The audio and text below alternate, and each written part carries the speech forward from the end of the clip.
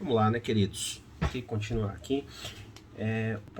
Nosso próximo tema, que é as normas constitucionais no tempo, né? Deixa eu ver como é que tá dito no programa aqui. Pegando aqui só esse programinha de vocês, tá disponível, tá encaminhei também. Como é que ele está sendo chamado, referenciado aqui? Porque às vezes se usa alguma denominação diferente, né? Tá colocando assim, recepção e revogação, recepção material das normas constitucionais, desconstitucionalização, né? Tá sendo colocado dessa forma. Então vamos trabalhar isso aí, né? Vamos trabalhar. Isso aí também aparece por alguns autores como normas constitucionais no tempo. Eu até prefiro essa denominação, acho melhor. Primeiro vamos entender do que a matéria trata, tá certo?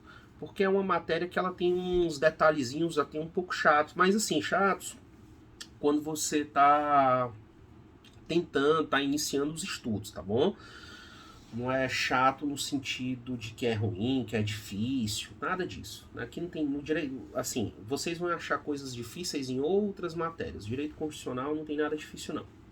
Tudo muito tranquilo e tudo muito importante, né? Porque diz respeito à compreensão maior do ordenamento, né? Da lei mais importante do país.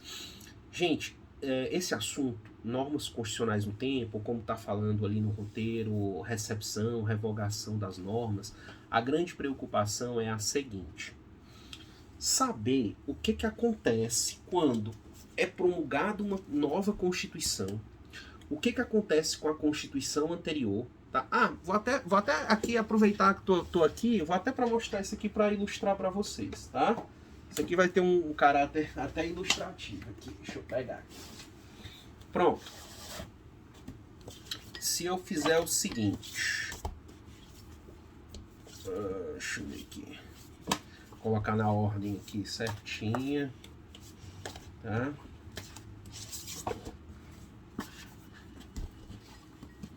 Ó, isso aqui é uma publicação feita pelo Senado Federal, tá bom?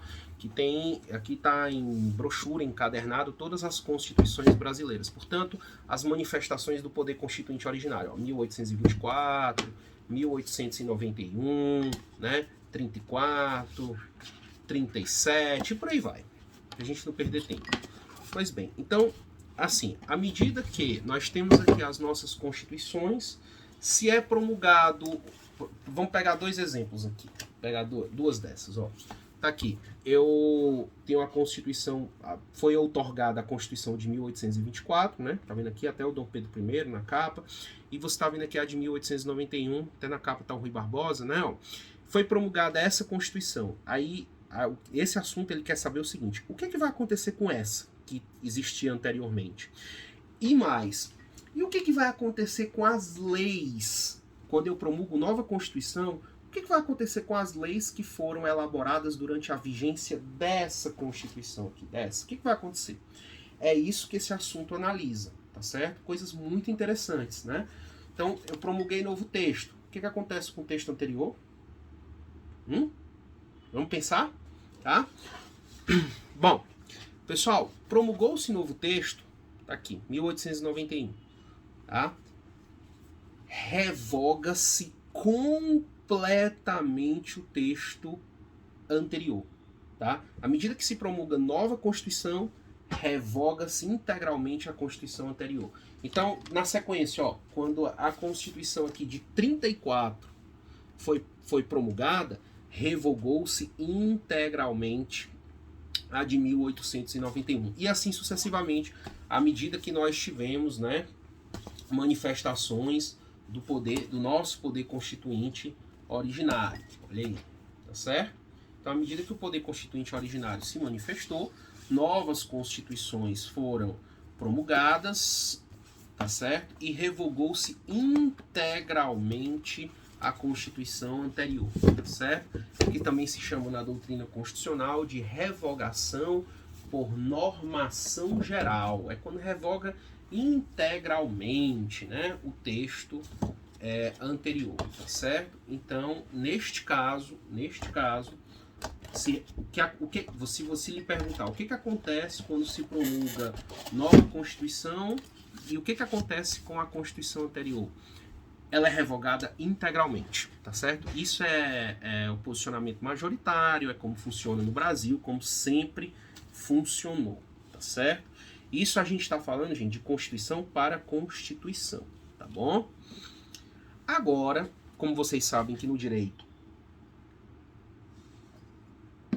tem corrente de interpretação para tudo, né? Sim, várias correntes interpretam. Surgiu aí uma corrente que é a corrente da desconstitucionalização. Essa é uma corrente minoritária até no campo doutrinário, tá? Até para a doutrina, tá? É uma corrente minoritária, até para a doutrina. E não se aplica no Brasil, mas a gente tem que falar, porque ela está nos livros, ela pode cair em prova, né? Aliás, eu já vi cair questões, né? Questões aí de concurso, já vi perguntar, então a gente tem que saber, tá? O que é a corrente da desconstitucionalização? Eu mostrei duas constituições para vocês, né? Eu mostrei a de 1891 e comparei com a de 1824, respectivamente a segunda e a primeira, né? 1891, segunda, 1824, a primeira. Mostrei as duas para vocês aqui e comparei, ó, lado a lado. Então é o seguinte, ó, qual é o entendimento que prevalece? Nova Constituição promulgada, revoga-se integralmente a anterior. Mas para a corrente que professam a desconstitucionalização, não é isso que deve acontecer. Você tem que colocar uma Constituição ao lado da outra e verificar dessa nova Constituição quais são os dispositivos que são compatíveis e os incompatíveis. Porque, por exemplo, se a Constituição de 1891 é promulgada e ela tem dispositivo incompatível com a de 1824, tá certo? Aí, esses seriam revogados.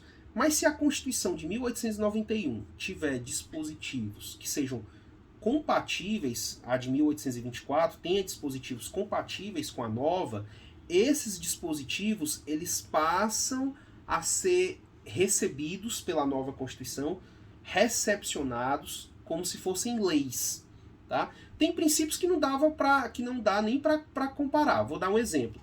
A Constituição de 1891 adotou a República Presidencialista. A Constituição de 1824, ela adotava o quê? Ela adotava monarquia, tá, hereditária. Então, isso é incompatível. Então, isso, eu estou falando da corrente minoritária, da desconstitucionalização. Para o pessoal da desconstitucionalização, isso aí sairia. Mas aquilo que fosse compatível seria recepcionado pela nova Constituição como se fosse leis, tá bom? Mas como eu disse, eu tô falando, mas é uma corrente minoritária. No Brasil funciona isso que eu expliquei para vocês, tá? Funciona dessa forma. Promulgou-se nova Constituição, revoga-se integralmente a Constituição anterior. Isso de Constituição para Constituição, tá bom?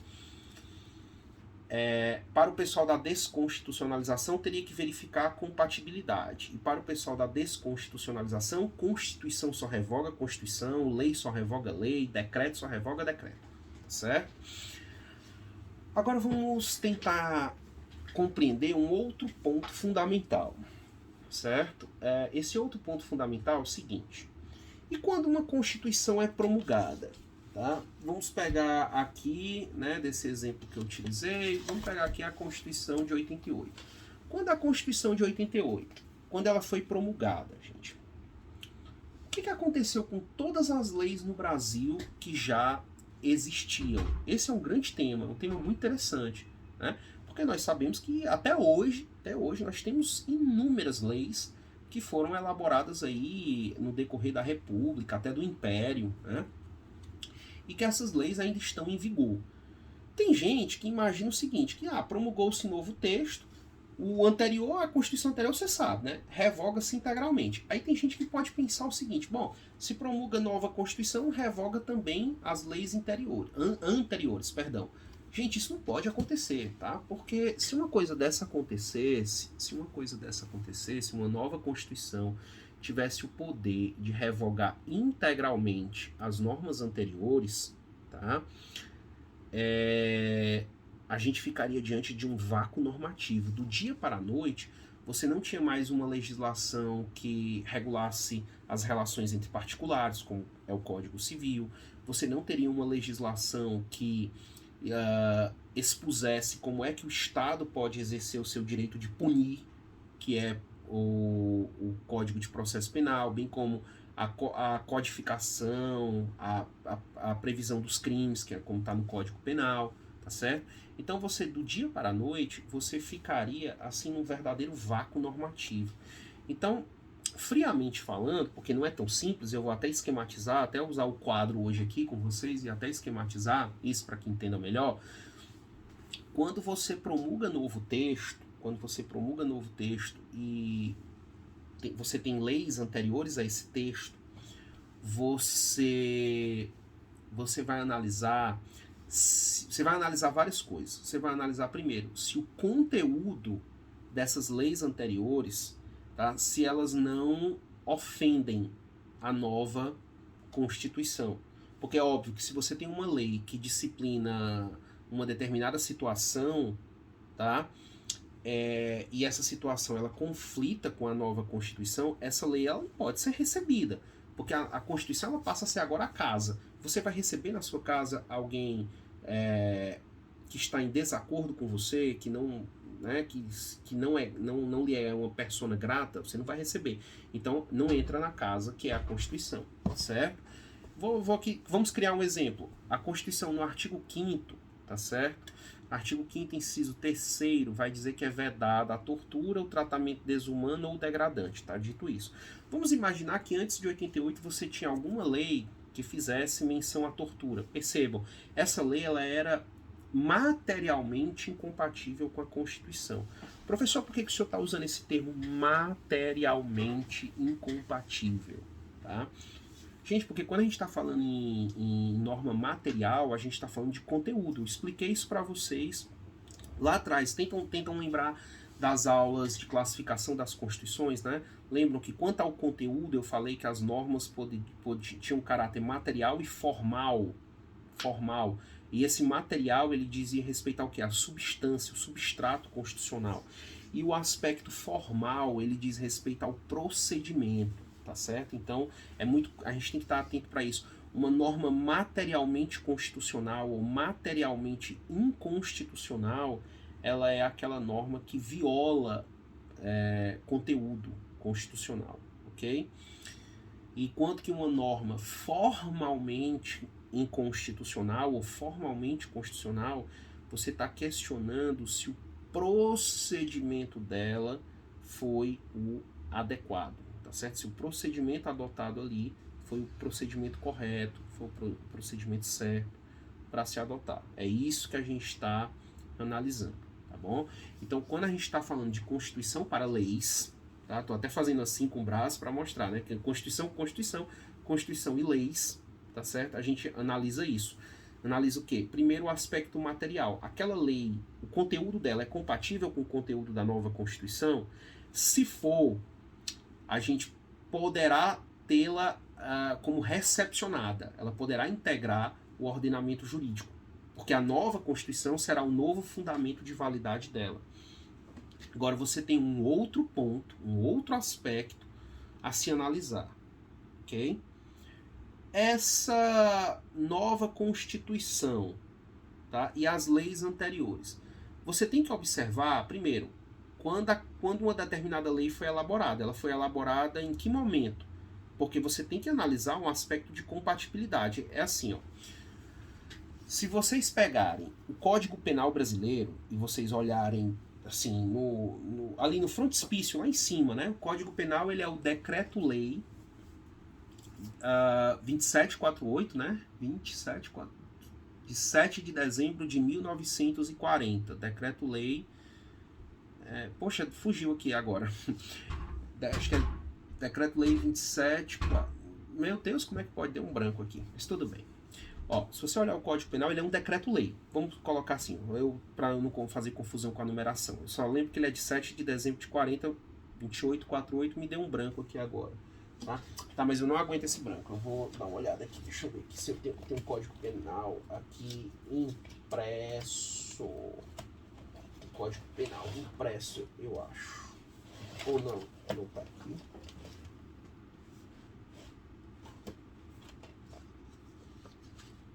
Meu Deus, cadê meu código penal? Pensei que tava aqui, não tá. Tá. Não tô aqui com código penal fácil aqui na minha mão. Não tá fácil, não. Tá, mas é um decreto-lei. Isso aí é indiscutível, tá? Tô me lembrando o número, né? Que é só o excesso de preciosismo. Então, o Código Penal é um decreto-lei. Atualmente, gente, no Brasil, se você pegar a Constituição de 88, você fazer a leitura cabo a cabo da Constituição, você não vai ver nenhuma menção a decreto-lei na Constituição de 88. Ou seja, a Constituição de 88 ela não autoriza que seja expedido um decreto-lei. O decreto-lei ele é uma figura mais de período ditatorial. Agora, quando você pega o Código Penal, 7 de dezembro de 40, aí você volta no tempo. Peraí, 1940, o Brasil vivia o quê? O Brasil vivia uma ditadura militar. Então, o Código Penal, ele foi elaborado com base na Constituição de quem, gente? Na Constituição de 37, a Constituição do Estado Novo. Aí, quando você abre a Constituição do Estado Novo, quando você abre essa Constituição, você verifica que lá no texto autoriza o presidente a expedir decreto-lei, que é uma lei, um decreto com força de lei, de cumprimento obrigatório, tá? Sem participação do legislativo e tal, que é uma coisa bem, uma figura bem de um momento ditatorial. E aí, se pergunta, atualmente o Brasil não admite decreto-lei, tá? Mas por que que neste caso você vai ter aí um decreto-lei? Por quê? Porque essa Constituição autorizava. Então percebam, o Código Penal ele foi elaborado de modo válido de acordo com a Constituição do tempo dele, que era o quê? A Constituição de 1937. Essa admitia. Então o Código Penal foi... Se ele fosse elaborado hoje do jeito que ele foi, a Constituição de 88, ele era informalmente constitucional, porque ele violaria o... Desculpa, ele era formalmente inconstitucional, ok? Perdão, troquei aqui. Ele era formalmente inconstitucional. Agora, se ele fosse elaborado do jeito que ele é com a Constituição de 88, porque a Constituição de 88 não admite decreto-lei, tá? Mas essa aqui não admitia, então ele foi produzido de modo válido, de acordo com a Constituição do tempo dele. E como ele foi produzido de modo válido, de acordo com a Constituição do tempo dele, que é essa, ele foi sucessivamente sendo o quê? Recepcionado pelas constituições subsequentes, tá certo? Pelas constituições seguintes. Então,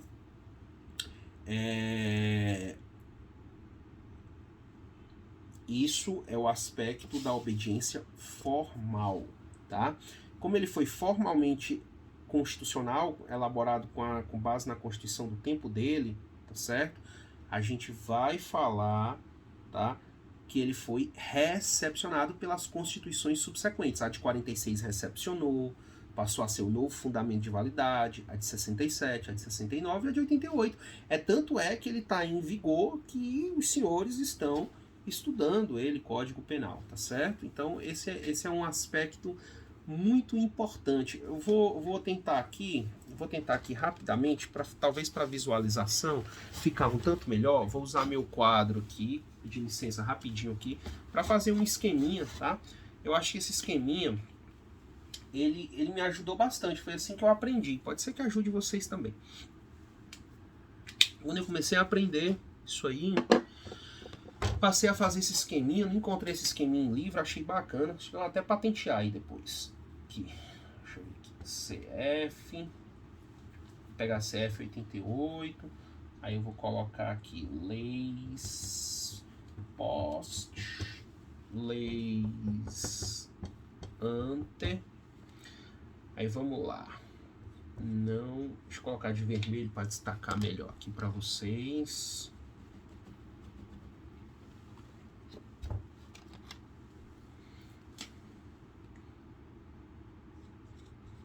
Não recepcionada inconstitucional. Aqui. Ó, deixa eu ver se vai dar para visualizar. Aqui, ó. Tá? Eu quero que vocês visualizem o seguinte. Não sei como é que tá aparecendo aí para vocês, tá? Mas está aparecendo direitinho, mas eu vou fazer a leitura mesmo assim, ó. Leis anteriores, aqui tá abreviado. Aí no meio tá a Constituição de 88 e aqui tá as leis posteriores, né? São leis elaboradas posteriormente à Constituição de 88. Aí aqui de vermelho tá, nessa primeira parte, não recepcionada, e nessa segunda parte tá aqui, ó, inconstitucional, tá? Inconstitucionalidade aqui, tá certo? Então, tá... Quero que vocês observem esse esquema. Vou deixar aqui, vou ficar só com o rostinho aqui, mas eu quero explicar isso aqui para vocês direitinho, ilustrando, que eu acho que vai ficar melhor, vai ficar mais fácil de entender. Quando a Constituição de 88 foi promulgada, quando? 5 de outubro, né? 5 de outubro de 88, existiam várias leis no Brasil. Inclusive, muitas delas estão em vigor. Dois exemplos bem significativos, o Código Penal e o Código de Processo Penal. Eles são antes da Constituição de 88 e até hoje estão em vigor. Tá? E você tem as leis elaboradas após a Constituição, né? Só que tem leis elaboradas aí após a Constituição de 88. Partiu de 5 de outubro de 88 em diante, óbvio, leis posteriores. Pois bem, gente, quando você tiver leis anteriores, você vai analisar isso aqui, esse instituto aqui, ó, recepção ou não recepção de normas. Aquelas normas cujo conteúdo ofende a Constituição, elas não são recepcionadas, tá? A lei continua existindo, porque só o Poder Legislativo é que pode revogar a lei. Mas essa lei vai ser aplicada? Não, não vai ser aplicada, porque ela não foi recepcionada. Vou dar um exemplo aqui para você entender. Se vocês pesquisarem na internet, colocarem lá lei de imprensa. A lei de imprensa é uma lei que, se a memória não me trai, ela é de 1965, 65. Portanto, antes, né?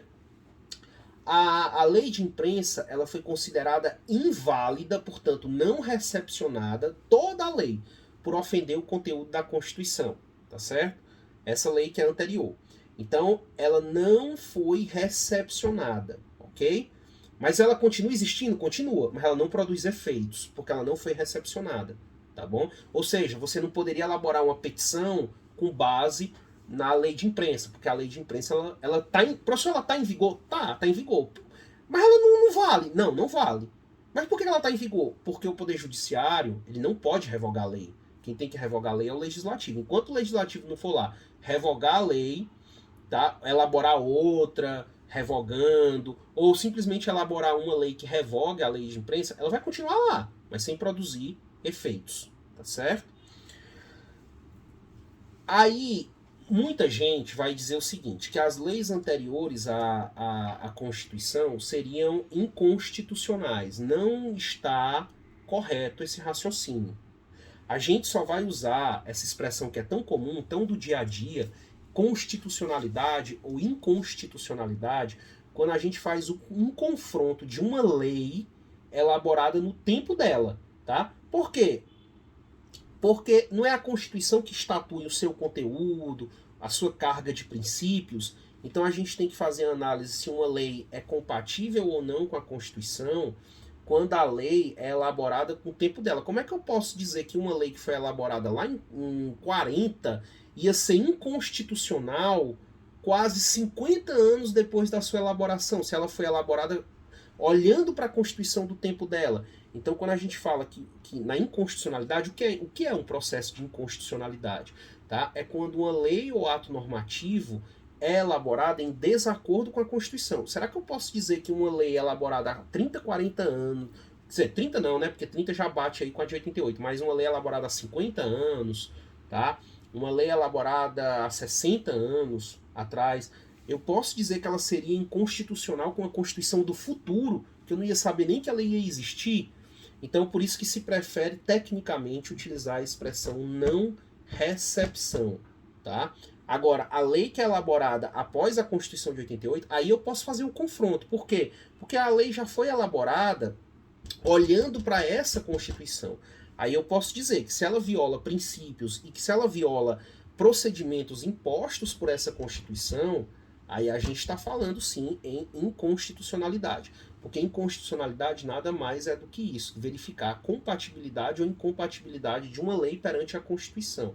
Mas quando você olha para o passado, a gente se aplica o instituto da recepção ou não recepção de leis, tá certo?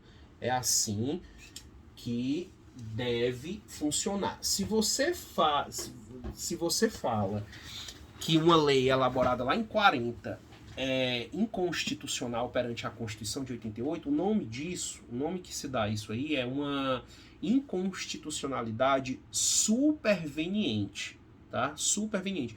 Professor, por que esse termozinho mais chato, mais complicado? Mas aparece, a gente tem que se familiarizar também com termos que nem sempre são muito claros ou muito fáceis, né?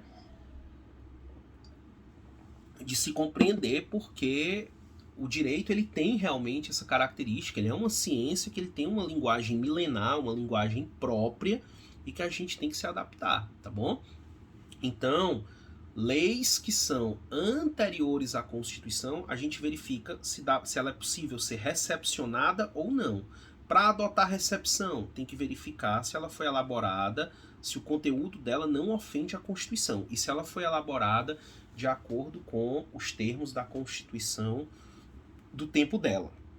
Se tudo isso der certo, bom, digamos aí que ela pode ser recepcionada, se foi elaborada de modo válido e se o conteúdo é compatível, tá?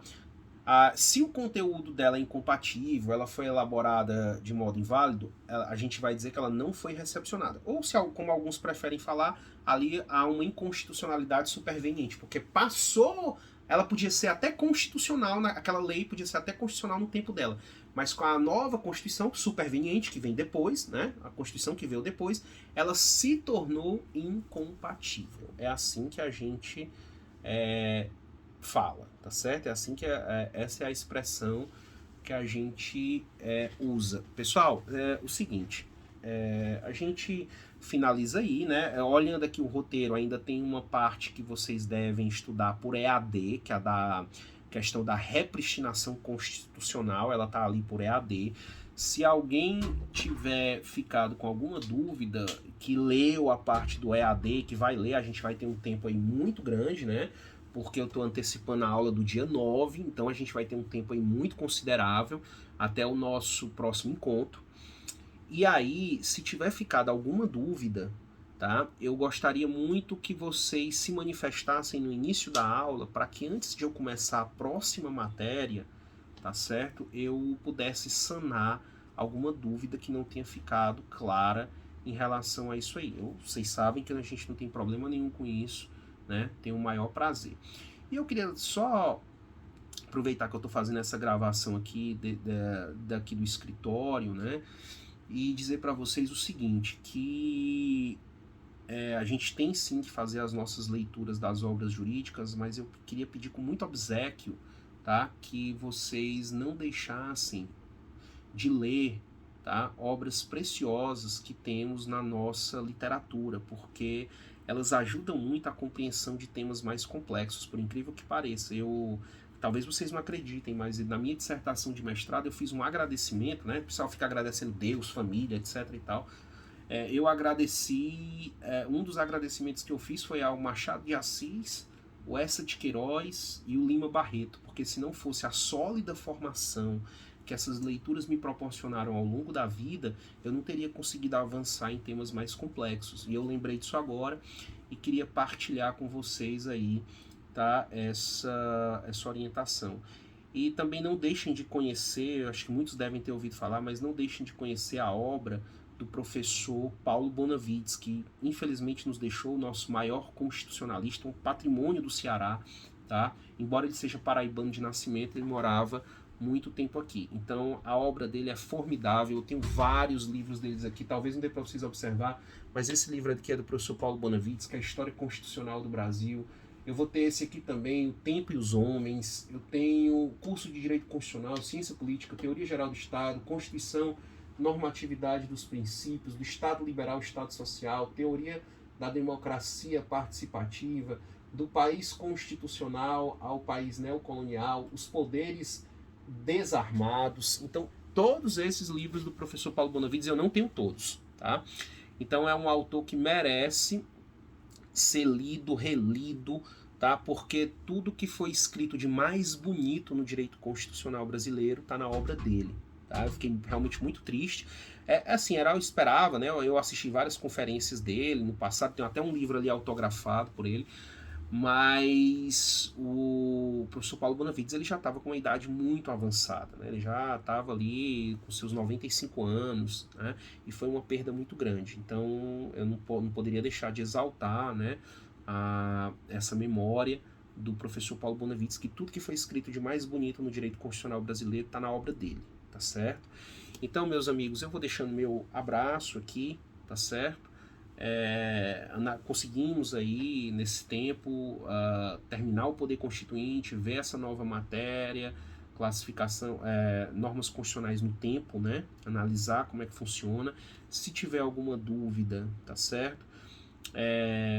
Tem um grupo, né, lá, assim, pede para a estimadíssima colega Bárbara, muito atuante, que ela coloque a dúvida antes da aula, ou que vocês me tragam essas dúvidas no decorrer no chat, lá pelo YouTube, durante a aula, que eu tento sanar, né, caso tenha ficado alguma lacuna, alguma obscuridade. Ou até mesmo do EAD, que é a questão que eu vi no roteiro, que a repristinação tá lá no EAD, tá bom?